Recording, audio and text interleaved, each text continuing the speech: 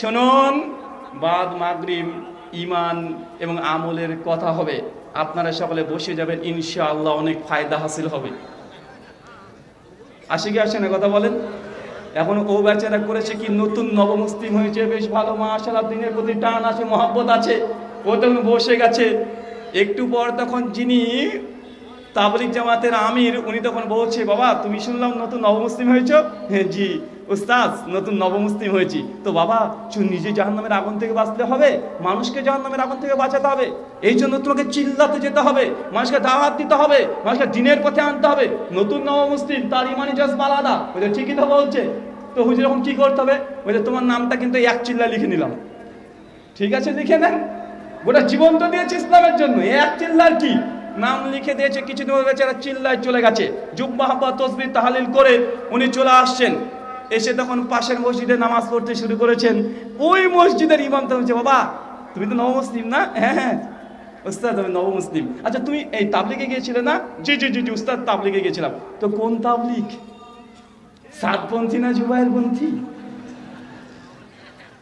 বাংলাদেশে আছে না নাই কথা বলেন? কোন তাবলিগ গিয়েছো? বলছে আমি তো সাতপন্থীতে গেছি। বলছে আরে ওটা তাবলিগ না, ওটা জাহান্নামের রাস্তা। ও বেচারা মহা মুসিবতে, বলে কি রে ভাই, আরে আমি এত কিছু করলাম জাহান্নাম থেকে বাঁচার জন্য, তারপরে এই তাবলিগ করতে গেলে আমি আবার জাহান্নামী? এটা মহা মুসিবত, এটা বিপদের পরে বিপদ। কত বিপদ কেটে উঠবে একজন মানুষ, কত বিপদ। কেন বাংলাদেশের সাতপন্থী আর জুয়ারপন্থী গত বছরে মারামারি হয়ে 7 জনকে হত্যা করে দিয়েছে তারা নিজেরাই। দেওয়ার বলছে যে কারবালার ময়দান থেকে আসলাম। বুকের উপরে হাত বাঁধা এটা মেয়েদের, আর নাভির নিচে হাত বাঁধা ছেলেদের। আমি বলেছিলাম হিজরা হলে কোথায় রে ভাই, নিচে নামবি না উপরে উঠবি? নাভির নিচে হলো, যদি হিজরা হয় একটু নিচে যা, আর একটু নিচে গেলে কোথায় কি ধরতে হবে বুঝতে পারছেন। সমাজদার গেলে ইশারাই কাফি। মানে আমি বলতে যাচ্ছি যে আমাদের, আমি কোনো কটূক্তি করছি না, জাস্ট আপনি রিয়েলিটি বোঝেন। ইমাম সাহেব তখন বলে যে কি ব্যাপার, তুমি নতুন নবমুসলিম হয়েছো না? জি আলহামদুলিল্লাহ। বলছে মাশাআল্লাহ, আল্লাহ তোমার জাহান্নাম থেকে বাঁচিয়েছে। তবে ভাইজান দেখো, তুমি যে মুসলিম হয়েছো এত কিছু তো বুঝবে না। আসলে আমাদের ইসলামের মধ্যে 4টে দল আছে, 4টে মাযহাব আছে। এই 4 মাযহাবের মধ্যে যদি এক মাযহাব না মানো, তুমি কিন্তু জাহান্নামে যাবে। আবার লোকটা হাঁটারে গাড়ি বলে কি রে ভাই, আরে আমি অমুসলিম থেকে মুসলিম হয়েছি জাহান্নাম থেকে বাঁচার জন্য। হুজুর আবার কি বলে যে ইসলামের মধ্যে 4টে দল আছে, এই 4-এর মধ্যে এক মাযহাবে যদি না যায় তাহলে আমাকে আবার জাহান্নামে যেতে হবে। ও তো ভয়ে তো বুক মানে হার্ট অ্যাটাক করার মতো অবস্থা। বলছে হুজুর তাহলে কি করবো? বলছে একটা মাযহাব মানতেই হবে। তো হুজুর কোন মাযহাব মানবো? তো বাংলাদেশে আছে হানাফি মাযহাব। আমি নাম নিয়ে কাউকে অপমান করতে চাচ্ছি না চাচা, আমি জানি আপনার কষ্ট হবে, কিন্তু বুঝার চেষ্টা করেন, এটাই রিয়েলিটি, বাস্তবতা। ইসলাম কাজকে আমরা কোথায় নিয়ে চলে গেছি। আজকে গোটা বাংলাদেশ চাচ্ছে যে আমার সমস্ত মুসলিম জাতি আজকে আমরা একটা প্ল্যাটফর্মে আসি। চান কি চান না? সবাই বলি যে আমাদের ঐক্যবদ্ধ হওয়া উচিত, কিন্তু কিভাবে ঐক্যবদ্ধ হব? কেউ নিজের জায়গা থেকে আমরা এক ধাপ সরে আসতে চাই না। আমরা কি চাই? আমরা চাই না। মানে সকলে আমরা বলছি যে মুসলিম জাতি আমরা ঐক্যের প্ল্যাটফর্মে সবাই চায়, কিন্তু কিভাবে আসবেন? কেন আসতে পারছেন না? যতক্ষণ না পর্যন্ত এই বিষয়গুলো নিয়ে পর্যালোচনা করা না হবে, ততক্ষণ পর্যন্ত মুসলিম উম্মার মধ্যে এই মতভেদ থেকে কখনোই কোনোদিন সম্ভবই নয় যে আপনি একটা প্ল্যাটফর্মে আসবেন। তবে আপনাকে এই কথা বলি যে গোটা বিশ্ব জগতে মুসলিম জাতির যতগুলো দল, মত, পথ, পদ্ধতি, ইসলাম মতবাদ, দর্শন তৈরি করেছে, যতগুলো দল আছে, প্রত্যেক দলকে এক করা এটা খুব টাফ এবং কঠিন বিষয়। আমি মনে করি এটা সম্ভবই হবে না। কেন? কারণ আল্লাহ নবী বলছেন, সুনান আবু দাউদ কিতাবুল ফিতান হাদিস নাম্বার 4597, সুনান তিরমিজি কিতাব সুন্নাহ হাদিস নাম্বার 2676, আল্লাহ নবী বলছেন বনী ইসরাইল যেমন 72টি দলে বিভক্ত হয়েছে, আমার উম্মত হবে 73টি দলে। কত দলে? কতগুলো দলে? 73টি দলে। কুল্লুম ফিন্নার, প্রত্যেক দল যাবে জাহান্নামে। আল্লাহ নবী তারপরে বলছেন ইল্লা মিল্লাতুন ওয়াহিদা, একটা দল, একটা জামাত, তারা যাবে জান্নাতে। মানে এতগুলো দল হবে এটাই ঠিক। আপনি যদি মনে করেন যে না সব দলকে ভেঙে একটা দল করব, এটা কি সম্ভব? এটা সম্ভব হবে কখনো? আরে যদি সম্ভব করতে যান, নবীর হাদিসটাকে কি বলবেন? আমাদের নবী আলাইহিস সালাম তিনি তো ওহীর ভিত্তিতে কথা বলতেন। তিনি যে কথাটা বলেছেন এটা ওহীর ভিত্তিতে, যে উম্মতের মধ্যে মতভেদ হবে, মানুষ দলে দলে বিভক্ত হবে, মানুষের মধ্যে অনেকগুলো দল হবে। আপনি যদি মনে করেন সমস্ত দলকে এক জায়গাতে নিয়ে আসবো, এটা কোশ্চিনকালে সম্ভব না। কিন্তু আপনাকে সবচেয়ে হকপন্থী জামাত যেটা, সেটাকে চিনে রাখতে হবে। কিভাবে চিনবেন? আল্লাহ নবী বলছেন, মা আনা আলাইহি ওয়া সাহাবী, যারা আমার পথ অনুকরণ করে চলেছে, যারা আমার সাহাবীদের মানহাজ তাদের পথে অনুসরণ করেছে, এরা হচ্ছে জান্নাতি দল। তার মানে আপনাকে এতটুকু বুঝেন, দল হবে এটা নিশ্চিত, হবে কি হবে না? কিন্তু দল হচ্ছে বলেই আপনি যে অভিযোগ করবেন যে তোমরা হুজুররাই তো নিজেরা ঠিক নাই, এক হুজুর এই কথা বলেন, আর এক হুজুর আর এক কথা বলেন, এক হুজুর এক ফতোয়া দেয়, আর এক হুজুর আর এক ফতোয়া দেয়, তাই হুজুরদেরকে গাছে বেঁধে টাঙিয়ে পিটালে সমস্ত মুসলিম উম্মার একমত হয়ে যাবে, এই ধারণাটা শয়তানের অসুসার মাধ্যমে আলেম শ্রেণীর উপরে অভিযোগ করা হয়। হয় কি হয় না? মানে হুজুরদের মধ্যে একটু মতভেদ দেখলেই দোষ কাদের দেয়? হুজুরদের দোষ, আলেমদের দোষ, এরাই তো ঠিক নাই, এক একজন এক এক রকমের ফতোয়া দেয়। ভাইজান, আলেমদের মধ্যে অনেক বিষয় একমত আছে। আপনাকে লক্ষ লক্ষ মাসাইলের কথা বলতে পারি আমরা, যে লাখ লাখ মাসালা আলেমরা সবাই একমত, তারপরেও এই জনগণ জনসাধারণ তারা মানতে চায় না। কেন? কারণ মানতে গেলে তাদের কোনো সমস্যা হতে পারে। আপনি এই হাদিস বারবার শুনেছেন, তাবরানী আল মুজাওয়াল কাবির হাদিস নাম্বার 21103, আল্লাহ নবী বলছেন, মান তারাকা সালাতা মুতাম্মাদান ফাকাদ কাফারা, যে ব্যক্তি ইচ্ছাকৃত নামাজকে ত্যাগ করে দেয়, এই ব্যক্তি কাফের। কোন মুসলিম উম্মার কোন আলেম বলেনি যে নামাজ পড়া লাগবে না। তো বাংলাদেশে কত পার্সেন্ট মুসল্লি আছে? কথা বলেন। এখানে কোন আলেমের দ্বিমত আছে? কোন দ্বিমত আছে? কেউ তো দ্বিমত করেনি, সবাই তো বলছে নামাজ পড়াই লাগবে। কিন্তু বাঙালি শ্রোতাদের মধ্যে এই প্রবণতা সবচেয়ে বেশি। আমরা বাঙালিরা খুব চালাক, আমরা অনেকে বার বলি, আরে হুজুর আপনি কি বলছেন? আরে নামাজ পড়ে কে বড় লোক হলো? নামাজ না পড়লে ঈমান আমার ঠিক আছে। মানে বেনামাজি মুসলমান, মানে বেনামাজি ইমানদার, নামাজ না পরিমাণ ঠিক আছে। তো এই মাসালায় দুনিয়ার কোনো আলেমের দ্বিমত নেই যে নামাজ আপনাকে পড়তে হবে। কিন্তু বাঙালিরা নামাজ পড়ি আমরা, কত পার্সেন্ট মুসলমানরা নামাজ পড়ি? চাচা, এই হাদিস বারবার শুনেছেন। কেউ যদি জেনে বুঝে 1 টাকা সুদ খায়, মায়ের সঙ্গে জেনা করার নাই পাপ, তারপরেও বাংলাদেশে সুদ আছে না নাই? মুসলমান সুদ খায় কি খায় না? সুদ খাওয়া পরোক্ষ পাপ, মায়ের সঙ্গে জেনা করা। সুনান আবু দাউদের হাদিস, হাদিস না 3418, আল্লাহ নবী বলছেন, কোন মহিলা যদি রাস্তাতে বের হয় আতর সুগন্ধি মেখে, তাহলে ওই নারী জেনাকারী, বেশ্যা। তারপর আপনার স্ত্রী, আপনার মেয়ে, আপনার বৌমা রাস্তা দিয়ে সুগন্ধি মেখে বের হয় কি হয় না? এই মাসালাতে কোনো আলেমের মতভেদ নেই। বের করে দেখান কে মতভেদ করেছে? সবাই তো একমত। তারপরে জনগণ এগুলোকে মানতে চায় না। সূরা নিসার 11 থেকে 21 নম্বর আয়াত, আল্লাহ বলেছেন, যদি বাবা মারা যায় তাহলে ওয়ারিস, তার পরিবারের যারা মেয়ে আছে, মানে আপনার বোন, বাপের সম্পত্তির ভাগ পাবে। কতজন ভাই বোনকে ভাগ দেন? কতজন আছেন? আপনি তো বোনের সম্পত্তি মেরে খান। বোন যদি এসে বলে যে ভাইজান আব্বার তো জমির ভাগ আমি পাবো, তো আমাকে একটু ভাগটা বুঝিয়ে দাও, আপনি চিৎকার দিয়ে বোনকে থাপ্পড় মেরে দেন। অনেক ক্ষেত্রে আর বলেন যে খবরদার, তোর লজ্জা লাগে না? তোর বিয়ের সময়তে 3 লক্ষ টাকা খরচ করেছি, তুই বাপের জমির ভাগ চাইতে এসেছিস? নেক্সট টাইম যদি আসিস, তোর সঙ্গে আমার কোনো সম্পর্কই নেই। বলেন কি বলেন না? তো এই মাসালাতে তো আলেমদের ঐক্যমত, এই মাসালায় তো কেউ দ্বিমত করে না। তার মানে বোঝা যাচ্ছে আলেমদের মতভেদ এটা অনেকর কারণ নয়, অনেকর কারণ জনগণ আপনারাই। আপনারা সত্য যাচাই করতে চান না, সত্য মানার জন্য আপনাদের ভেতরে অনেক প্রতিবন্ধকতার সৃষ্টি হয়। তাই আগে আপনি নিজে সচেতন হন যে না, যেটা হক সেটা মানবো। মানবো তো ইনশাআল্লাহ? সবাই মানবো তো? তার জন্য তো আন্দোলন, আহলাদিস আন্দোলন বাংলাদেশের যে স্লোগানটি কি? সকল বিধান বাতিল করো, ওহির বিধান কায়েম করো। এটা হচ্ছে মূল স্লোগান। যে সকল বিধান বলতে গেলে আপনার নাফসের মধ্যে থেকে যেগুলো চাই, এটাকেও বাতিল করতে হবে। আর আমাদের পশ্চিমা বিশ্ব যেগুলো শেখায়, আমরা বলি লা ইলাহা ইল্লাল্লাহ, আর ওরা আমাদেরকে কি শেখাচ্ছে? লা ইলাহা ইল্লা ইনসান, মানে কোন আল্লাহ নাই, শুধু ইনসান আছে, মানুষ। মানবতা হচ্ছে ধর্ম। বা আমাদেরকে শেখানো হয় কি হয় না? হয় কি হয় না? দেখবেন এখন অধিকাংশ ভার্সিটি, ইউনিভার্সিটিতে আমাদেরকে শেখানো হয়, আরে ভাই ধর্ম আবার কি? আরে মানুষের কল্যাণ করবি, এটাই ধর্ম। মানুষকে সহযোগিতা করবি, এটাই ধর্ম। আমাদের ছেলে মেয়েদের অন্তরে এই ধর্ম তথা হিউম্যানিজম, মডার্নিজম এগুলো ঢুকে গেছে। আমরা অনেকে বুঝি না, আমরা জানার চেষ্টা করি না। আল্লাহ সুবহানাহু ওয়া তাআলা যাবতীয় আমাদের অন্তর মধ্যে যতগুলো ইলা আছে এগুলোকে বর্জন করা তৌফিক দান করো, আমিন। সম্মানিত সুধী, মুসলিম উম্মার অনেক কারণ, প্রথম কারণ যদি কিছু হয় সেই কারণটা হচ্ছে উৎসগত ভিন্নতা। কি বললাম বলেন তো? উৎস মানে কি? Source, reference. ইসলাম যে মানবেন, কোথা থেকে মানবেন? একজন ব্যক্তিকে বলছেন যে ভাইজান আপনি মুসলমান দাবি করছেন, তো আপনি কি মানেন? ও বলছে কোরআন শুধু মানি, হাদিস মানার দরকার নাই। এই ফিতনা বাংলাদেশে আছে না নাই? এখন যে কোরআনকে শুধু ওহি মনে করে হাদিসকে রিজেক্ট করে দেয়, বাতিল করে দেয়, এখন বলেন তো এই ব্যক্তির সঙ্গে আমাদের মতপার্থক্য হবে কি হবে না? কেন? কারণ উৎসই ভিন্নতা। ওরা বলছে কোরআনটাই যথেষ্ট, হাদিস মানার দরকার নেই। যখন উৎস ভিন্নতা চলে আসবে, অটোমেটিক আদার্স বিষয়গুলোতে মতভেদ 100% আসবে। আরেকজনকে বলছি ভাইজান ইসলাম তো মানছেন, কিভাবে মানতে হবে? হুজুর আমাকে বলছে আরে ভাই ইসলামের শরীয়তের উৎস হচ্ছে 4টে, 1 কোরআন, 2 হাদিস, 3 ইজমা, 4 কিয়াস।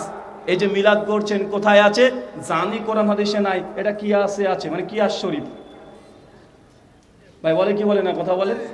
যখনই আহলুল হাদিসদের সঙ্গে তাদের কোনো মাসালা বা আকাইদ নিয়ে ডিবেট হচ্ছে বা আলোচনা হচ্ছে বা তাদের সঙ্গে আমাদের প্রতিবন্ধকতা সৃষ্টি হচ্ছে, আহলে হাদিসরা বলছে যে আমাদের নিকটে কোরআন এবং সহিহ হাদিস এটাই হুজ্জাত, আর উম্মতের কোনো বিষয়ে ইজমা যদি থাকে এটা হুজ্জাত। কিন্তু প্রত্যেক মানুষ নিজেরা দাবি করছে এটা কিয়াস, এটা ইজমা।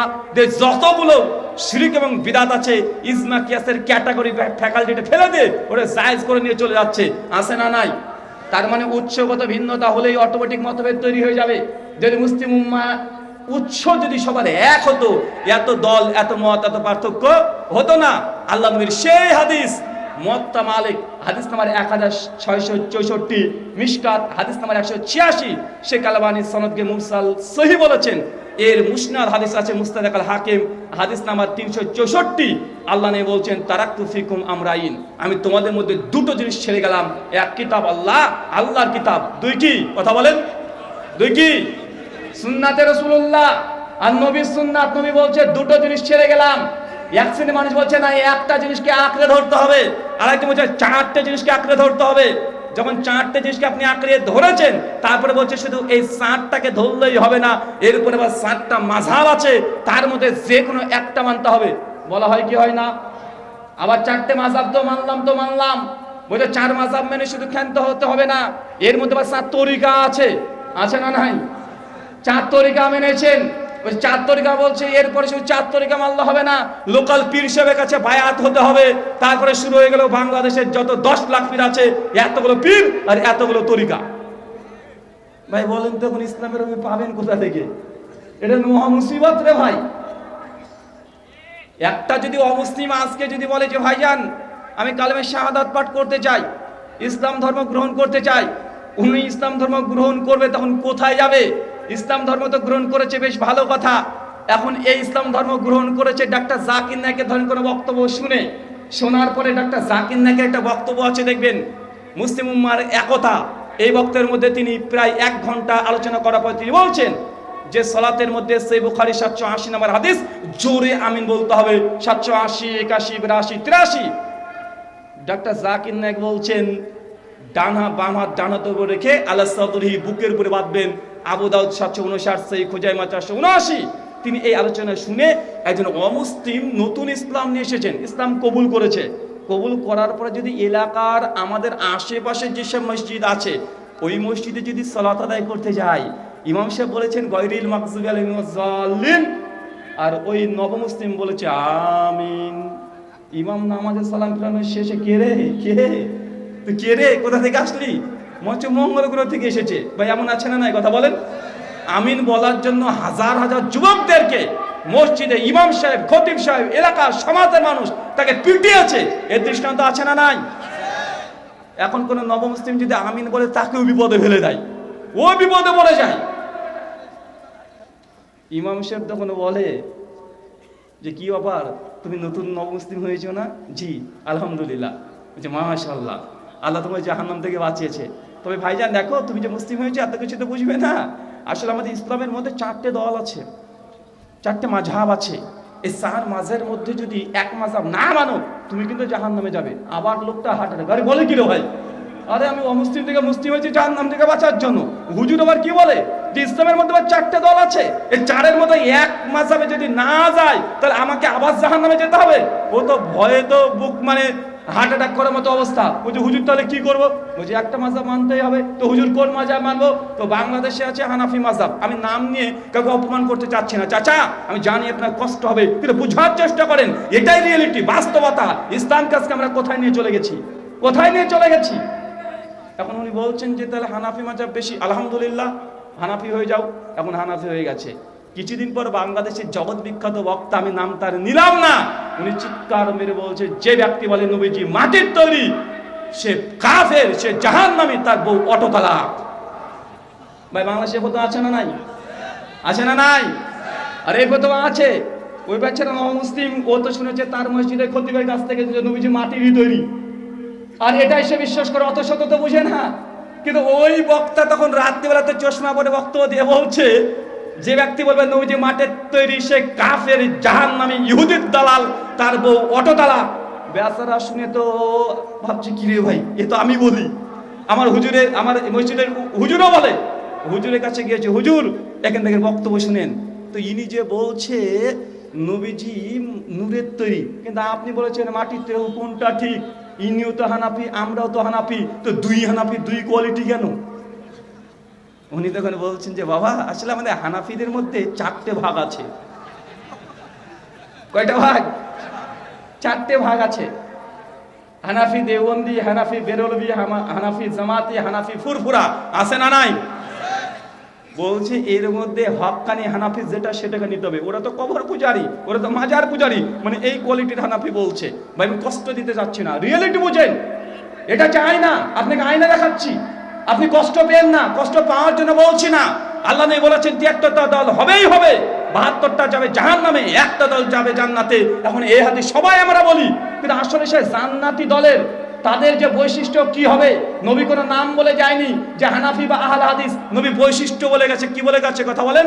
বৈশিষ্ট্য বলে গেছে, মান আলাইহি ওয়াস সাহাবী, যারা নবীকে মেনেছে আর নবীর আসহাব তথা সাহাবীদের পথে চলেছে, এরাই জান্নাতে যাবে। এখন আপনি চিন্তা করে দেখেন, নবীর জামানায় এই যতগুলো দলমত পথ পদ্ধতি দেখেছেন, একটা কি ছিল? কথা বলেন। এখন এই বেচারা বলছে তাহলে আমি এখন কি করি? উনি তখন বলছেন ওরা তো কবর পূজারি, মাজার পূজারি, ওই দিকে যাওয়ার দরকার নেই, আমরা হচ্ছে আসল হাক্কানি হানাফি। তো কি হানাফি? বলছে দেওবন্দি হানাফি। বলে কি বলে না ভাই? আবার বলছি কষ্ট পায় না, কষ্ট দেওয়ার জন্য বলছি না, বুঝেন বিষয়টা। এরপরেই উনি তো খুব ঠিকঠাক, সব কিছু ঠিকঠাক, নামাজ পড়ছি, এখন দেওবন্দি হানাফি, আলহামদুলিল্লাহ, মাশাআল্লাহ, সুবহানাল্লাহ, সব ঠিক আছে, কোনো সমস্যা নেই আমাদের, কোনো সমস্যা নেই। কিছুদিন পর পাশের মসজিদে তাবলিগ জামাত এসেছে, এসে তখন বলছে মাগরিবের পরে, শুনুন বাদ মাগরিব ঈমান এবং আমলের কথা হবে, আপনারা সকলে বসে যাবেন, ইনশাআল্লাহ অনেক ফায়দা হাসিল হবে। আসে কি আসে না? কথা বলেন। এখন ও বেচারা করেছে কি, নতুন নবমুসলিম হয়েছে, বেশ ভালো, মাশাআল্লাহ, দিনের প্রতি টান আছে, মহব্বত আছে, ও তখন বসে গেছে। একটু পর তখন যিনি তাবলিগ জামাতের আমির, উনি তখন বলছে, বাবা তুমি শুনলাম নতুন নবমুসলিম হয়েছো? হ্যাঁ জি উস্তাদ, নতুন নবমুসলিম হয়েছি। তো বাবা নিজে জাহান্নামের আগুন থেকে বাঁচতে হবে, মানুষকে জাহান্নামের আগুন থেকে বাঁচাতে হবে, এই জন্য তোমাকে চিল্লাতে যেতে হবে, মানুষকে দাওয়াত দিতে হবে, মানুষকে দিনের পথে আনতে হবে। নতুন নবমুসলিম, তার ইমানি জজবা আলাদা। বলছে ঠিকই তো বলছে।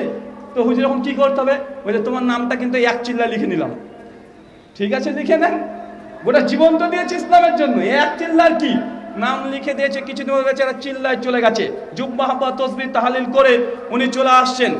এসে তখন পাশের মসজিদে নামাজ পড়তে শুরু করেছেন। ওই মসজিদের ইমাম তো বলছে, বাবা তুমি তো নবমুসলিম না? হ্যাঁ হ্যাঁ উস্তাদ আমি নবমুসলিম। আচ্ছা তুমি এই তাবলিগে গিয়েছিলে না? জি জি জি জি উস্তাদ তাবলিগে গিয়েছিলাম। তো কোন তাবলিগ? সাতপন্থী না জুবায়ের পন্থী? বাংলাদেশে আছে না নাই? কথা বলেন। কোন তাবলিগ গিয়েছো?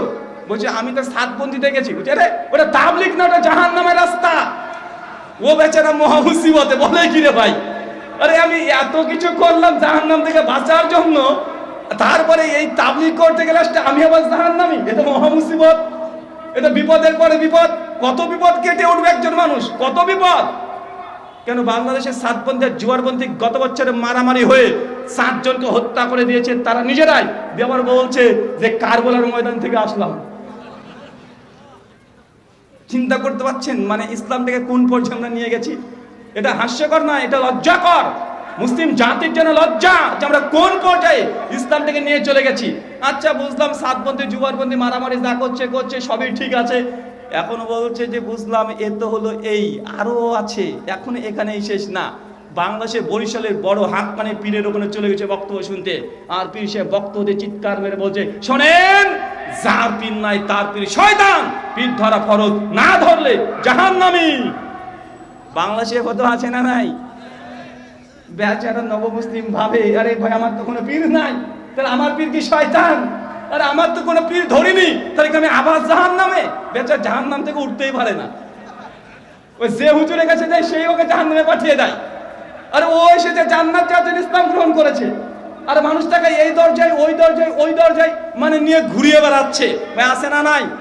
আছে না নাই? বাংলাদেশে, বাংলাদেশ না বাররে সাগির, ভারত বাংলাদেশ পাকিস্তানের সবচাইতে এই ফিতনা বলে সবচাইতে জর্জরিত মানুষ ইসলাম গ্রহণ করে নিজেই বিভ্রান্ত হয়ে যায়, আমি কোথায় চলে আসলাম, বিপদে ফেলে দেয় আমরা হুজুররাই, আমরা তাদেরকে বিভক্ত করে দিই। করে কি করে না? এখন বেচারা তো বিপদ, এখন কোন পীর ধরবে কি ধরবে, আবার আমি জাহান্নামে না যাই তো হুজুর কি করব, তো পীর ধরতে হবে, এখন পীর ধরবো। বলছে শোনেন, এই পীরের মধ্যে আবার 4টে ভাগ আছে, ভাগের শেষ নাই। চিস্তিয়া, কাদরিয়া, নাকশবন্দিয়া, মুজাদ্দিদিয়া, আছে না নাই? কথা বলেন। বলছে তাহলে আমি এখন কোন তরিকা কি ধরবো একটু বলেন, সহযোগিতা করেন, একটু হেল্পলাইন হেল্প করেন আমাকে, আমি জান্নাত যেতে চাই, বেচারা জান্নাত যেতে চাই। বলছে কি আর করবে, তুমি চিস্তিয়া তরিকায় ফর্ম ফিল আপ করে ভর্তি হয়ে যায়। এবার বলছে আচ্ছা ঠিক আছে, চিস্তিয়া হয়ে গেলাম। উনি আবার বলছে শুধু চিস্তিয়া হলে তো হবে না বাবা, চিস্তিয়ার মধ্যে 6টা দল আছে। চিস্তিয়া সাবেরিয়া আছে না, বাংলাদেশে তো এটাই বেশি চলে। চিস্তিয়া সাবেরিয়া আছে, তো আবার চিস্তিয়া সাবেরিয়া মানে দলের পর দল হয়েছে চিস্তিয়া সাবেরিয়া। এবার বলছে বাবা এটা তো অনেক প্রাচীন তরিকা, এটা তো তরিকা খাজা মঈনুদ্দিন চিশতি রাহিমাহুল্লাহ থেকে 600 বছর আগে এসেছিলেন, তিনি তো জীবিত নেই। এখন তোমাকে লোকাল পীরের কাছে গিয়ে বায়াত হতে হবে, নসে জান্নাত যাওয়া যাবে না, মানে লোকাল পীর, কথা বুঝলেন না? এখন চলে আসছে বাংলাদেশের যতগুলো পীর আছে, হতে পারে চরমনাই, ইনাকপুরি, জোনপুরি, রাজারবাগে, ফুলতলি, দেওয়ানবাগি, আটরশি, মাছ ভান্ডারি, কুত্তাবাগি, আছে না? এখন এদের কাছে যেতে হবে। আমার প্রশ্ন রে ভাই, একটা ইসলাম, কালেমা একটা, আমাদের কোরআন একটা, কিবলা একটা, সর্বশেষ নবীও একটা, আল্লাহও একটা, আর সেই এক ইসলামকে দলে দলে ভাগ করে মানুষকে বিভ্রান্ত করে দিচ্ছে যে কোথায় কি করবে। একজন বলছে যে আহলে হাদিস তোমরা আম্মাওয়ালা নামাজ পড়ো, লেডিস মুসল্লি, কয়েক বছর আগে বলেছিল না? কেন? তো আমরা বুকের উপরে হাত বেঁধে নামাজ পড়ি, এটা আমাদের অপরাধ, এই জন্য কটূক্তি তারা করছে। তো ওনারা আর একজন বক্তা উঠে বলছে দেখেন, বুকের উপরে হাত বাঁধা এটা মেয়েদের, আর নাভির নিচে হাত বাঁধা ছেলেদের। আমি বলেছিলাম হিজরা হলে কোথায় রে ভাই, নিচে নামবি না উপরে উঠবি? নাভির নিচে হলো, যদি হিজরা হয় একটু নিচে যা, আর একটু নিচে গেলে কোথায় কি ধরতে হবে বুঝতে পারছেন? সমাজদার গেলে ইশারাই কাফি। মানে আমি বলতে যাচ্ছি যে আমাদের, আমি কোনো কটূক্তি করছি না, জাস্ট আপনি রিয়েলিটি বোঝেন। আহলে হাদিস সালাফি মানহাজ, আমাদের দাবি কি? আমাদের দাবি চাই ও নারী হোক চাই পুরুষ হোক, আল্লাহ নবী বলেছেন সাল্লু কামা রাআইতুমুনি উসাল্লি, সালাত আদায় করো ওইভাবে যেইভাবে আমি নবীকে করতে দেখছো। নবী যেভাবে করেছে, চাই নারী হোক পুরুষ হোক হিজড়া হোক, সবাই নবী যেমন সালাত আদায় করেছে ওইভাবে করতে হবে। মাঝখানে কোনো পার্থক্য নবী যেখানে করেনি ওখানে পার্থক্য করা যাবে না। এটা হচ্ছে আহলে হাদিসের আন্দোলন। আমরা নিয়ে যেতে চাই 1500 বছর আগে আল্লাহ নবী যে ইসলাম নিয়ে এসেছিলেন, যে কোরআন তিনি দিয়েছিলেন, যে কোরআনের বুঝ দিয়েছিলেন, যে হাদিস তিনি বলেছিলেন, যে হাদিসের বুঝ বলেছিলেন, আমরা ওইগুলোতে সীমাবদ্ধ থাকতে চাই। কিন্তু বর্তমান প্রেক্ষাপটে ইসলামের নামে হাজার দল তৈরি করে, মত তৈরি করে মানুষকে নিজেদের দিকে ডাকে না। আজ থেকে প্রায় 8-9 বছর প্রায় হবে আমার জীবনের দাওয়াতি ময়দানে প্রথম। সেই সময়তে গাড়িতে পার্সোনাল কার ছিল না, বা ভাড়াও করতাম না, ওই ট্রেনে, টোটো, সিএনজি এগুলোতে চলাচল করতাম। তো একদিন হুগলি থেকে আমি প্রোগ্রাম করার জন্য প্রোগ্রাম করে ফিরে আসছি। তো মাঝখানে একটা সিএনজি বোঝেন তো, ওই যে অটো 3 চাকার। তো আমি একটা অটোতে উঠেছি, উঠে বসে আছি, গাড়িটা ছাড়বে। একটু পর একজন ভদ্রলোককে আসছেন, মনে হলো কোনো চাকরি টাকরি তিনি করেন। তো এসে তখন ওই সিএনজির আমার পাশে বসেছেন, পাশে বসে ওই সিএনজি ওয়ালা এই চল চল চল চল তাতে চল, দেরি হয়ে গেল। চালক তখন বলছে, স্যার দেখুন মানে আর দুটো কাস্টমার হলেই গাড়ি ছেড়ে দেবো। উনি তখন বলছেন, আরে তোদের পেট ভরে না, আরে চল 10 টাকা ধরে নিস, চল চল আমার লেট হয়ে যাচ্ছে। তো যাই হোক, ওই চালক তখন গাড়ি ছেড়ে দিয়েছে। চলতে চলতে চলতে চলতে যখন জায়গাতে পৌঁছে গেছে, উনাকে নামিয়ে দেবেন, আর তার আগেই ওই অটো চালক উনি তখন বলছেন, স্যার একটা কথা বলবো, কিছু মনে করবেন না। মানে অটো চালক সাধারণ মানুষ, এটা জি বল, কি বলবি বল। উনি তখন বলছেন যে আমি দীর্ঘ 20 বছর ধরে এই সিএনজি চালাচ্ছি, আমাকে যাত্রীরা যেখানে বলে আমি সেখানে রেখে দিই, যেখানে যেতে চাই আমি তাকে সেখানে পৌঁছে দিই। কোনোদিন যদি রাস্তা যদি ভুল হয়ে যায়, আমি প্যাসেঞ্জারের উপরে অতিরিক্ত কোনো চার্জ বসাই না, ভুল আমার হলে আমি এবার ঠিক রাস্তাতে নিয়ে গিয়েও তাকে গন্তব্যে ঠিক পৌঁছিয়ে দিই। কিন্তু আপনারা যেসব নেতা না, আপনারা যদি মানুষ যেটা চাই সেটা যদি করতেন, তাহলে কখনোই মানুষ সেটা বিভ্রান্তের মধ্যে পড়তে না। মানে কথার গভীরতা আপনি বুঝতে পারেননি। উনি বলছেন এই নেতা বলতে শুধুমাত্র এই রাজনীতির নেতাকে বলছি না, আমি ধর্মীয় নেতা। আরে মানুষ চাই জান্নাত যেতে, আর হুজুর চাই মাজারে টাকা দেওয়ার জন্য ও ব্যস্ত হয়ে গেছে। মানুষ চাই জান্নাত যেতে, সাধারণ জনতা, আর হুজুর ডাকছে আমাদের দিকে, আমার দিকে আসো, আমার মাযহাবে আসো, আমার তরিকাতে আসো। ভাই বলে কি বলেন না, কথা বলেন, আছে না নাই? ওই টোটো চালক বলছে যে আমাকে যে মানুষ যেই গন্তব্যে যেতে চায় আমি টাকার বিনিময়ে তাকে সেখানে পৌঁছে দিই। কিন্তু এই যতগুলো নেতা আছে নেতৃত্ব দেয়, তারা যদি জনগণ যা চায় তাই যদি করে দিত, নিজের স্বার্থের দিকে না তাকাতো, তাহলে আজকে গোটা বিশ্বটা আজকে অনেক সুন্দর হয়ে যেত। আজকে দেখবেন যত কিছু সমস্যা হয় আমাদের নেতৃত্বর জন্য হয়, কি হয় না, কথা বলেন। যোগ্য নেতা পাওয়া খুব মুশকিল, যোগ্য নেতা পাওয়া খুব মুশকিল। আলহামদুলিল্লাহ আহলে হাদিস বাংলাদেশ গোটা বাংলাদেশের কোনায় কোনায় তারা পৌঁছে গেছে। তাদের নেতৃত্বের মধ্যে কোনো ঝামেলা বা দ্বন্দ্ব এগুলো চলে না, কিন্তু অনেক কিছু আছে নেতৃত্ব নিয়ে দ্বন্দ্ব হয়, কি হয় না, কথা বলেন। তাই লোভ লালসা অনেক ভয়ঙ্কর জিনিস। আল্লাহ সুবহানাহু ওয়া তাআলা আমাদের বোঝানোর তৌফিক দান করুন, আমিন। সম্মানিত সুধী, মুসলিম উম্মার মতভেদের প্রথম কারণ উৎসগত ভিন্নতা। কয়েক বছর আগে পশ্চিম বাংলাতে, আমি ঢাকারও খবর শুনেছিলাম এরকম একটা ঘটনা। হোটেলটার নাম নিলে আবার কেস টেস করে দেবে নাকি, নিয়ে নি, সুলতান ডাইনিং আছে না ঢাকাতে, রাজশাহী তো আছে না নাই, রানীর বাগানের সামনে আছে, ওখানে আছে। তো 2 বছর আগে একটা অভিযোগ উঠেছিল, তাদের হোটেলে নাকি ছাগলের মাংসের পরিবর্তে কুত্তার গোশত দিয়ে দিয়েছে, শিয়াল ধরে দিয়ে দিয়েছে। আমাদের পশ্চিমবাংলা বড় 5 স্টার হোটেলে এটা নিয়ে অনেক ভিডিও হয়েছে, নিউজ হয়েছে। তখন মানুষ তাদের প্রতিক্রিয়া জানাচ্ছে মিডিয়াতে, কি করবে, বলছে এত বড় 5 স্টার হোটেল, 3 স্টার হোটেল, এখানে গিয়েও যদি এই ছাগলের মাংসের পরিবর্তে কুত্তার মাংস খেতে হয় তো মানুষ যাবে কোথায়? সবাই তখন বলছে যে আমরা 5 স্টার হোটেলে আর যাবো না, আরে হোটেলে মাংস খাবো না। বিভিন্ন মতবাদ তারা পেশ করছে। আমি তখন ভাবছি, বেটা কোথায় ছাগলের মাংস না কুত্তার মাংস কি খেয়েছে, এর জন্য কি মাংস খাওয়াকে বাদ দিয়া বা হোটেলকে বর্জন করা একটা বুদ্ধিমানের কাজ না। বরং বুদ্ধিমানের কাজ এটাই, আপনি যেই জায়গাতে ছাগল জবাই করছে প্রতিদিন যদি আপনি নিজে হস্তে যদি ওই জায়গাতে যেতেন, আর ছাগল যে হচ্ছে না কুত্তা জবাই হচ্ছে আপনি যদি নিজে দেখে আসতেন, জিন্দেগিতে আপনার কাছে মানুষ ছাগল বলে কুত্তার গোশত বিক্রি করতে পারতো না, পারতো না, কি কথা বলেন? কেন? আপনি উৎসতে ফিরে যান, যদি কসাইখানাতেই চলে যান সকালবেলায়, তা নিজে আপনি দেখতে পাবেন কি জবাই হচ্ছে। পাবেন কি পাবেন না? পাবেন। কয়েক বছর আগে গোটা বিশ্ব জগতের আলোড়ন সৃষ্টিকারী নিউজ, আমেরিকার বেশ কিছু বিশেষজ্ঞ আমেরিকার বেশ কিছু বিশেষজ্ঞ যারা খ্রিস্টান, ইসলাম বিদ্বেষী, তারা একটা নিউজ ছাপিয়েছিল।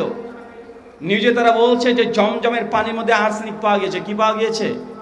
আর্সেনিক পাওয়া গিয়েছে। গোটা মুসলিম বিশ্ব অবাক, বলে কি জমজমের পানি আর্সেনিক মানে? আরে জমজম তো পবিত্র পানি, মুমিনদের ঈমানের সঙ্গে জড়িত একটা পানি, আর এই পানিতে আর্সেনিক মানে? সঙ্গে সঙ্গে গোটা বিশ্ব জগতে নিউজটা ছাপিয়ে দিয়েছিল। সৌদি আরব সঙ্গে সঙ্গে তার এই নিউজকে কাউন্টার দিয়ে প্রশ্ন করে যে আপনারা যে জমজমের পানিতে বলছেন আর্সেনিক আছে, আপনাদের রিপোর্ট, ল্যাবরেটরি রিপোর্ট আমাদের কাছে তাড়াতাড়ি পেশ করেন। ওরা সঙ্গে সঙ্গে মেল করে সেই রিপোর্ট দিয়ে দিয়েছে। সৌদি যারা জমজম গবেষণা দায়িত্বে আছে, ওটাকে নিয়ন্ত্রণ করে ওই দপ্তর, তারা চেক করে দেখছে রিপোর্ট তো ঠিক আছে, আসলে তো জমজমের মধ্যে আর্সেনিক, রিপোর্ট তো ঠিক আছে। দীর্ঘদিন 7-8 দিন ধরে তার টেনশনে। আরে হয় কিভাবে? জমজমের পানি পবিত্র বিশুদ্ধ, এটি ইমানের সঙ্গে জড়িত আছে, আর এটা আর্সেনিক। ওই টিমের মধ্যে একজনের মাথা আল্লাহ কিভাবে একটা বুদ্ধি দিয়েছে, ও তখন টিম মেম্বারকে বলছে, আচ্ছা ওই যে গবেষণা হয়েছিল কানাডাতে আর রিপোর্ট করেছে আমেরিকা থেকে, বলছে কানাডা দেশ সংস্থা জমজমের পানিকে আর্সেনিক আছে বলে ঘোষণা করেছে, রিপোর্ট দিয়েছে, ল্যাবরেটরি রিপোর্ট দিয়েছে। আচ্ছা তাদেরকে একটা ফোন করে বা মেল করে দেখেন যে জমজমের পানি তারা পেলো কোথায়, আসলে কি জমজমের পানি ছিল কি ছিল না। যখন ফোন করে রিপোর্ট করেছে জমজমের পানি আপনারা পেলেন কোথায়, স্যাম্পল কোথায় পেয়েছেন, কই আমাদের কাছ থেকে তো নেননি, আপনারা কোথায় পেয়েছেন। ওরা তখন মেল করে জানাচ্ছে যে জমজমের পানি তাদের ক্যানাডা একটা জুমার মসজিদের নিচে একটা লোক বিক্রি করতো, ওর কাছ থেকে কিনেছে। বুঝতে পারলেন না মনে হয়, ওইখান থেকে কিনেছে। প্লাস্টিক বোতল যাচ্ছে জমজমের পানি। মানুষ তো ওষুধের মধ্যে ভেজাল নাই, পানিকে কি ছাড়বে, কথা বলেন। এখন ওরা বুঝতে পারলো যে ব্যাপারটা কোথায় সমস্যা। ডাল মে কুছ কালা হে, কালা নেই হে, বলকি পুরা ডালই কালা হে। সঙ্গে সঙ্গে সৌদি আরব তদন্ত কমিটি তারা বলছে যে আমরা একটা স্যাম্পল পাঠাচ্ছি, এই স্যাম্পলটা দেখে রিপোর্ট করে তারপর আমাদেরকে জানান আপনি ওখান থেকে পানি কেন নিয়েছেন। কারণ কতদিন পর ওই বোতল জাত করে প্লাস্টিক বোতলের মধ্যে রেখে দিয়েছে, তো আর্সেনিক হতেই পারে, ব্যাকটেরিয়া ভাইরাস হতেও পারে। যদি জমজমের পানি খাঁটি বিশুদ্ধ না অশুদ্ধ জানতে হয়, তা জমজম থেকে নিঃসৃত পানি, এই পানিকে নিয়ে টেস্ট করেন। সৌদি সরকার সঙ্গে পাঠিয়ে দিয়েছে সেই কানাডার ওই দপ্তরকে। আজ প্রায় 7 বছর হয়ে গেল, তারা এখনো রিপোর্ট দেয়নি। বুঝতে পারছেন না কি হয়েছে, তার মানে 7 বছর হয়ে গেল রিপোর্ট পরবর্তী সময় দেয় নাই যে কি হয়েছে, মানে তারা কোনো আর্সেনিক পায়নি। তো তুমি বেটা কানাডার কোন দোকানের মধ্যে বসে আছে, ওইখান থেকে জমজমের পানি যদি নাও তুমি আর্সেনিক পাবেই পাবে। এটা হচ্ছে উৎস। যখনই কোনো সমস্যা হবে উৎসতে ফিরে যান, উৎসতে ফিরে গেলেই সমাধান হবেই হবে। আমাদের ভারতবর্ষের পশ্চিমবাংলার সিলেবাসের বই আমাদেরকে পড়ানো হয়েছে গঙ্গার জল অতীব পবিত্র এবং খাঁটি। আর গঙ্গা মানে হিন্দু দাদারা খুব সেন্সিটিভ, তাদের ধর্মের দিক থেকে তারা মাথা মনে করে। তো আমরা পড়েছি গঙ্গার জল পবিত্র খাঁটি বিশুদ্ধ, যেন আমরা বলি জমজমের পানি, ওরা গঙ্গার পানিকে তাই বলে। তো একদা আমি হুগলিতে প্রোগ্রাম করতে যাচ্ছি, ব্রিজের নিচ দিয়ে গঙ্গা বয়ে যাচ্ছে। আমার ইচ্ছে হলো যে গঙ্গার পানি নিয়ে এত করেছি মাথা, এখানে মানুষ পয়সাও ফেলে, টাকা দেয়, দানও দেয়, মান্যত করে, একটু গঙ্গার পানিটা দেখে আসি। আমি ট্রেন থেকে নেমে ওই গঙ্গার পানি দেখার জন্য ব্রিজের নিচে নেমেছি। নেমে দেখছি যা দুর্গন্ধ, কুত্তা ভেসে বেড়াচ্ছে। ওই গন্ধে ওখানে টেকাই মুশকিল। গন্ধে আপনি দাঁড়াবেন, কালো কুচ্ছিত পানি। এখন বলেন তো ওই জায়গাতে দাঁড়িয়ে যদি গঙ্গার পানিকে আমি জাস্টিফাই করে বলি যে গঙ্গার পানি তো পড়েছে বিশুদ্ধ, এখানে তো দুর্গন্ধ, এই জাজমেন্ট কি ঠিক হবে? না। কারণ গঙ্গার পানি বিশুদ্ধ না অশুদ্ধ জানতে হলে গঙ্গোত্রী হিমদাহ থেকে মুখ নিঃসৃত সেই পানি আপনাকে দেখতে হবে এটা বিশুদ্ধ না অশুদ্ধ। কারণ এই গঙ্গার পানি আজ থেকে কত মাঠ ঘাট নদী নালা গ্রাম গঞ্জ পাড়ি দিয়ে ব্রিজের তল দিয়ে যাচ্ছে, এত রাস্তা অতিবাহিত করতে করতে গঙ্গা পানি তার বিশুদ্ধতা হারিয়েছে, নোংরা দুর্গন্ধ হয়ে গেছে। তাই এখানে দাঁড়িয়ে গঙ্গার পানিকে জাজ করা এটা মূর্খতা ছাড়া কিছুই নয়। তাই ইসলামকে যদি জানতে চান, এতগুলো দল ফিরকা মাযহাব এগুলো দেখে জাজ করতে গেলে ইসলামের কিছুই পাবেন না। ইসলাম যদি জানতে চান একদম যেতে হবে উৎসতে, কোরআন এবং সুন্নাতে সাহাবীরা কিভাবে মেনেছে ওইখানে ফিরে যান, ইনশাআল্লাহ যত মতভেদ সব সমাধান হবে। উৎস থেকে খাওয়ার চেষ্টা করেন। ওই দোকানের ফুটপাতে দাঁড়িয়ে অনেকদিন খেয়েছেন, ওখানে খেলে আপনাকে ধুলি বালিও খেতে হবে। যদি খেতে চান বিশুদ্ধ জায়গাতে বসে খেতে হবে। আর ইসলাম কোরআন সুন্নাহ এটা হচ্ছে সর্বাধিক। এখানে প্রত্যেক মুসলমান মুমিনের ঈমান আছে, এর চাইতে বিশুদ্ধ সহি আর কোনো কিছু নাই। আল্লাহ সুবহানাহু ওয়া তাআলা তোমাদেরকে এই কথা বোঝার তৌফিক দান করো, আমিন। মুসলিম উম্মাহর মতভেদের দ্বিতীয় ছোট্ট একটা কারণ বলি, সেটা হচ্ছে বুজুর্গি। কি বলেন তো বুজুর্গি বুঝেন? মানে এই যে পয়েন্টটা বললাম এটা আলেম ওলামাদের সমস্যা, আর এই বুজুর্গি ভাব এটা হচ্ছে জনগণের সমস্যা, মানে আপনাদের সমস্যা। ধরেন আপনাদের এলাকাতে কোনো এক বুজুর্গ ব্যক্তি আছে, এলাকায় 2 বছর ধরে বৃষ্টি হয়নি, আর এলাকার মুসল্লি তখন চলে গেছে, ইমাম সাহেব 2 বছর বৃষ্টি হয়নি, ইমাম সাহেব মাঠগুলো সব ফেটে ফেটে যাচ্ছে, 2 বছর বৃষ্টি হয়নি, ইমাম সাহেব একটু দোয়া করে দেন না। ইমাম সাহেব তখন করেছে কি, তিনি আলেম মানুষ, তিনি তখন বলছে আচ্ছা ঠিক আছে, আগামী রবিবারে আমরা ঈদ ময়দানে গিয়ে আমরা নামাজ পড়বো, ইস্তেসকার সালাত আদায় করবে, এখন ইমাম সাহেব সালাত আদায় করার জন্য চলে গেছে, আর আপনারা খুব ভালোভাবে জানেন যখন ইস্তেসকার সালাত আদায় করা হয় পোশাককে উল্টো করতে হয় না, পোশাক উল্টো করতে হয়, হাতকে উল্টো করতে হয়। নামাজ টামাজ পরে এইভাবে দোয়া করছে, মানুষ অবাক, বাপ রে বাপ, কিন্তু সাত টেখানে বাবার নাকি রে ভাই, জামা উল্টো করে পড়েছে। ও তো সুরেত বুঝে না জনগণ, হাতকে উল্টো করে দোয়া করতে শুরু করে দিয়েছে। আর দোয়া করার সঙ্গে সঙ্গে আল্লাহ সুবহানাহু ওয়া তাআলা আসমান থেকে অঝোর ঝরে বৃষ্টি দিয়ে দিয়েছে। এরকম হয় কি হয় না? তখন আম জনতার সাধারণ মানুষ বলে, বাপ রে বাপ, দেখেছিস কত বড় আল্লাহর ওলি, কত বড় বুজুর্গ, আরে 2 বছর ধরে বৃষ্টি হয়নি, একটু দোয়া করেছে, আর হুজুরের কথা আল্লাহ শোনে, মানে হুজুরের সঙ্গে আল্লাহর ডাইরেক্ট কানেকশন আছে। অতএব এ হুজুর আজ থেকে আল্লাহর ওলি হয়ে গেল। আছে না নাই? এখন দেখছে কয়েক বছর পরে আমি সেই এলাকায় গিয়েছি, বা কোনো বড় আলেম একজন গিয়েছেন, মাদানি একজন আলেম গিয়েছেন বাংলাদেশ থেকে, বড় আলেম গিয়েছেন, গিয়ে তখন বলছে, দেখেন আপনাদের এই যে এই কর্মটা কেন করছেন, আর এটা তো ঠিক নয়, এটা তো কোনো সময় নাই। গ্রামবাসী মানুষ আপনি বললেই হবে নাকি? আরে আমাদের ওই হুজুর বলেছে এটা জায়েজ, আর আপনি না জায়েজ বললে হবে নাকি? বলছে, আরে ভাই এই দেখো কোরআনের আয়াত দেখো, এটা করা যাবে না, দেখো কোরআনের আয়াত দেখো, হাদিস দেখো। বলছে, আরে তুমি কত বড় হুজুর হয়েছো, কত বড় তুমি আলেম হয়েছো, তুমি জানো আমাদের ওই পীর সাহেব আকাশ থেকে পানি নামিয়েছে 2 বছরে 2 বার। তুমি কত বড় আলেম হয়েছো দেখি, বাপের বেটা হয়েছো, একবার আকাশ থেকে পানি নামাও দেখি। ভাই এমন আছে না নাই? মানে কোন পীর সাহেব কোন বুজুর্গি করলো, এই বুজুর্গিকেই তারা দলিল বানায়। মানে আমার কাছে কোনো এই কারামত অলৌকিক ঘটনা কিছু নেই, অথবা আমি যতই কোরআনের কথা বলি, হাদিসের কথা বলি, আমার কথা ডিসএগ্রি করে দিবে, তারা গ্রহণ করবে না। কিন্তু যার বুজুর্গি আছে তাকে তারা আল্লাহর ওলি মনে করে। আমি এই জন্য বলেছিলাম, যদি তাই হয় আমাদের কলকাতাতে নামবেন শিয়ালদা স্টেশন, 50 টাকা ভাড়া নেবে, বলে দিবেন কালীঘাটে যাব। কালীঘাটে গিয়ে দেখবেন ন্যাংটা সাধু বসে আছে, আর অনেক তার কাছে যাই, মানত করে, আর যা চায় তাই পায়। তো ওকেও কি আল্লাহর ওলি বলবেন নাকি? আমাদের হিন্দু দাদাদের মধ্যে তো এইসব তো বুজুর্গি আছে, আছে না নাই?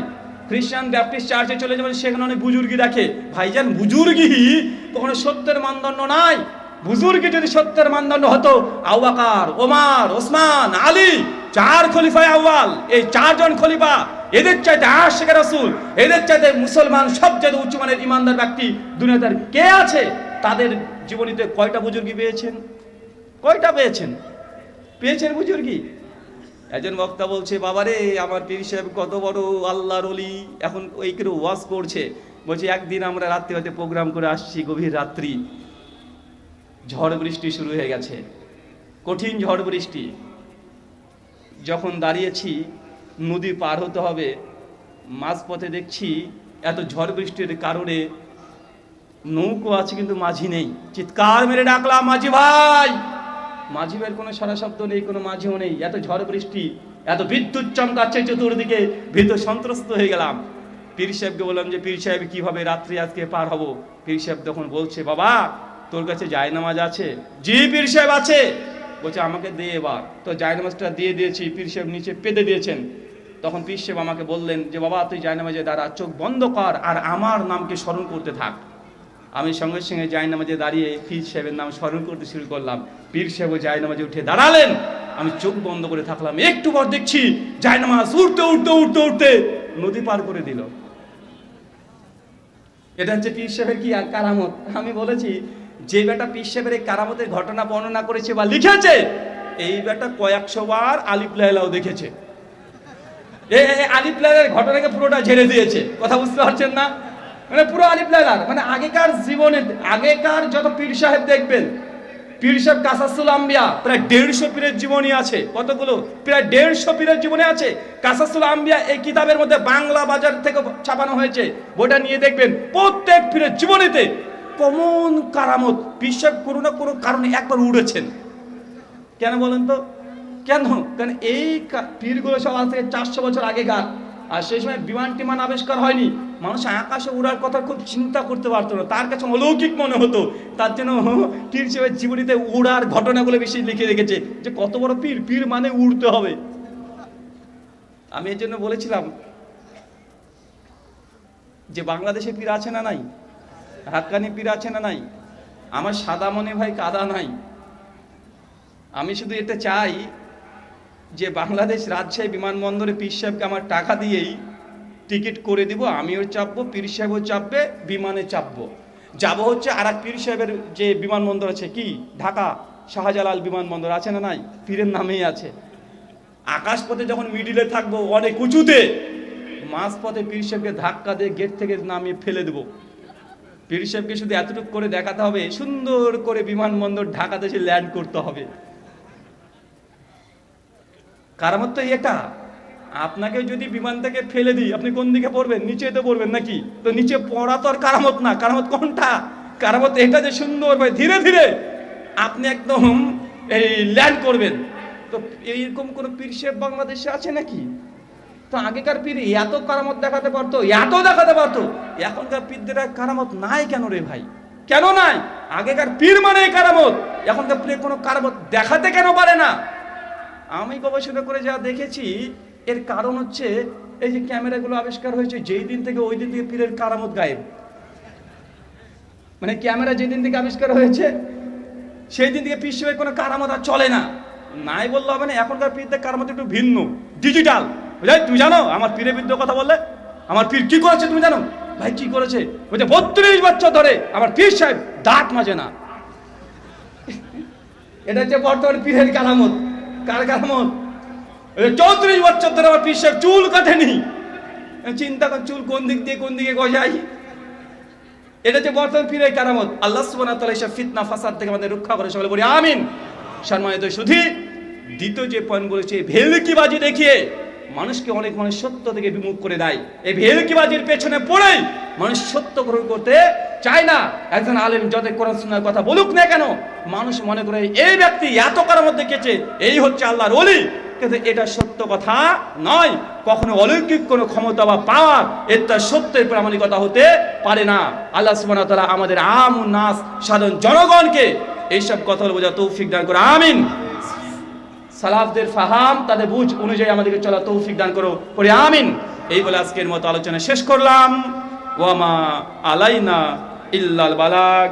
আসসালামু আলাইকুম ওয়া রাহমাতুল্লাহি ওয়া বারাকাতুহু। আলহামদুলিল্লাহ। আমাকে কি হাদিয়া ভাই? না, হাদিয়াও দেওয়া। আচ্ছা আচ্ছা, তাও ভালো। সবাই যাতে উপকৃত হয়। যে বিষয়ে আলোচনা করলাম মোটামুটি touch doctor professor Mohammad Arshad Ali Ghalib sir হাফিজাহুল্লাহ, তার একটা লেখা বইও আছে, ফেরকা এনার্জি তথা মুক্তিপ্রাপ্ত দল। বইগুলো সঙ্গে রাখবেন, বুঝতে পারবেন প্রকৃত আহলুস সুন্নাহকে। বাংলাদেশে যে ফিতনা খুব বেশি বেশি চলছে, সেটা হচ্ছে হাদিস অস্বীকারী চলছে না। বলছে কোরআন মানি হাদিস মানি না, মানে বাপকে মানি মা মানি না, বা মা মানি কিন্তু বাপ মানি না। কিন্তু ও কোন দিক দিয়ে হয়েছে এটা কোনো ঠিক নাই। ঠিক ওটা হাদিস অস্বীকারী জবাব দিয়েছেন ডক্টর আহমদ সাকিব ভাই, আপনারা জানেন। এবং এই বিষয়ে পরে স্যারেরও বই রচনা করা আছে হাদিসের প্রামাণিকতা, ওই বইটাও সংগ্রহ করতে পারবেন। সালাতুর রসুল বাংলায় কে জানে না ভাই? সবাই জানে। হিন্দুরা যখন জানে যে একটা বাংলায় বই পাওয়া যায় সালাতুর রসুল, ওরাও জেনে নিয়েছে। সিরাতুর রসুল নবীর জীবনী, এই বইটা আপনারা সংগ্রহ করবেন, স্টলও আছে, এখান থেকে পেয়ে যাবেন। ধন্যবাদ। জাযাকাল্লাহু খায়রান, বারাকাল্লাহু ফিকুম, ওয়া মা আলাইনা ইল্লাল বালাগ। আসসালামু আলাইকুম ওয়া রাহমাতুল্লাহ।